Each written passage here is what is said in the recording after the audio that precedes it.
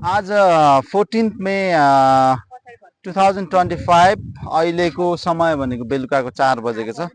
हामी लगभग दिनको 11:30 मुहान पोखरी लगभग 12 बजे हामी स्टार्ट गरेको सुरुवात गरेको हाम्रो आज हाइकिङ यात्रा।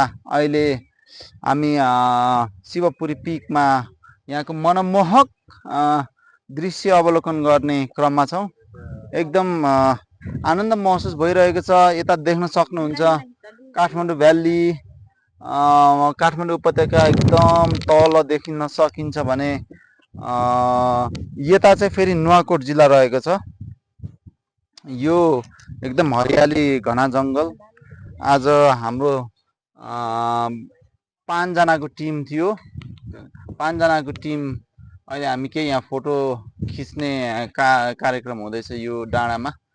एकदमै रमाइलो रह्यो, यादगार रहनेछ।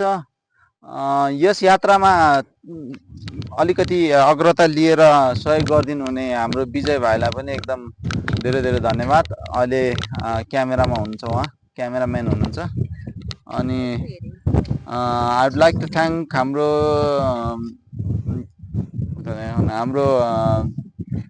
मनोज दाई, यता सरिता, अनि उता ईशा, अनि हामी, अनि क्यामेराम्यान विजय र म सोनामको साथमा हजुरहरू सबैलाई यो भिडियो हेरेर रमाइलो लिनुहुन्छ होला भन्ने केही सल्लाह सुझाव छ भने कमेन्ट, लाइक, सेयर सबै गरिदिनु होला।